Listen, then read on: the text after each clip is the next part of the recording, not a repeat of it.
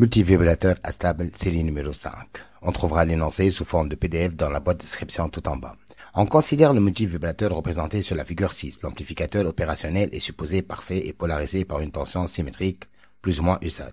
On suit sur l'écran de l'oscilloscope l'évolution au cours du temps de la tension UC de T au bord du condensateur et US de T de la sortie à la sortie du circuit comme l'indique la figure 7.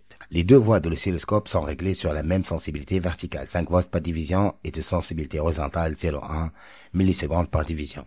Premièrement, petit a, déterminer graphiquement les valeurs de la tension de polarisation USAT et des tensions de basculement du haut vers le bas UHB et de bas vers le haut UBH. Petit b, mettre une croix devant les proportions correctes.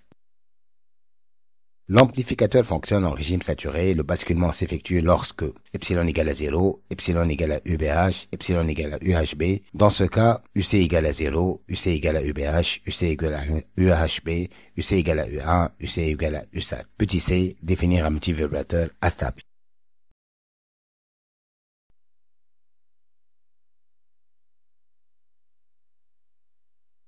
Deuxièmement, déterminer graphiquement. Petit a, les durées T1 et T2 respectivement du niveau haut et du niveau bas du multivibrateur. Calculer le rapport cyclique sigma du montage.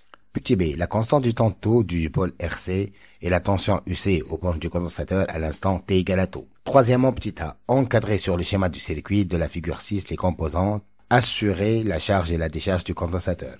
Petit b, montrer que la tension UC vérifie l'équation différentielle RC dérivée de UC sur dt plus UC égale à US. Petit c, la solution de cette équation différentielle est UC de t égale à A exponentiellement t sur tout plus b. Exprimer A et B au cours de la phase de charge en fonction de USAT et UBH. Calculer UC au bord du condensateur à l'instant t égale à taux. Petit d, sachant que R égale à 3,6 kΩ, calculer la capacité C du condensateur.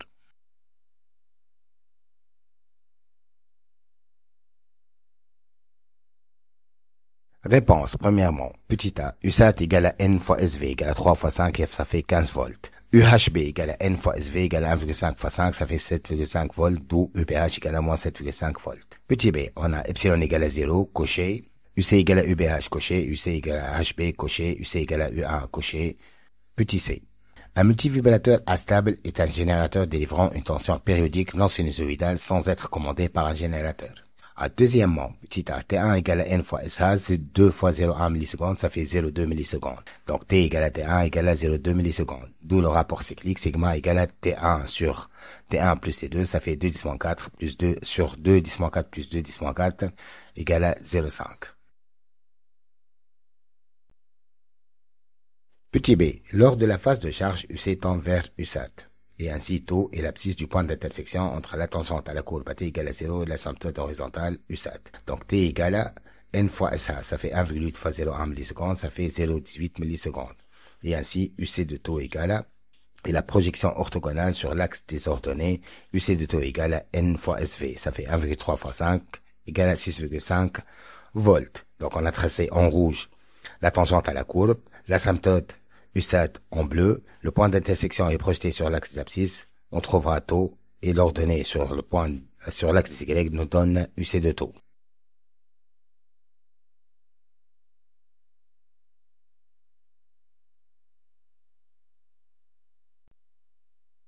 Troisièmement, petit a, le circuit de charge et décharge du condensateur comporte le condensateur C et le resistor R. Donc, on a encadré en bleu, donc, le circuit charge et décharge du condensateur. Alors, petit b, d'après la loi d'Emaille, UC plus UR moins US égale à 0. Donc, UC plus RI égale à US. Donc, I égale à DQ sur dt, ça fait C fois dérivé de UC sur dt, d'où UC plus RC dérivé de UC sur dt égale à US. Petit b, UC de t égale à A exponentiellement t sur tout plus b. UC à t à l'infini, exponentiellement l'infini ça donne 0, donc A fois 0 plus b égale à USAT, donc b égale à USAT.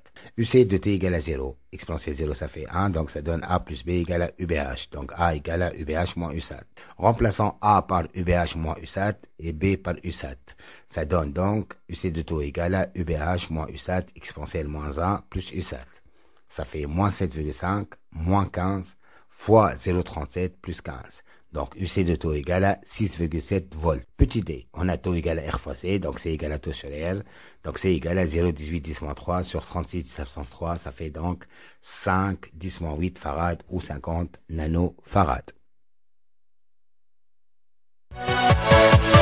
Yeah.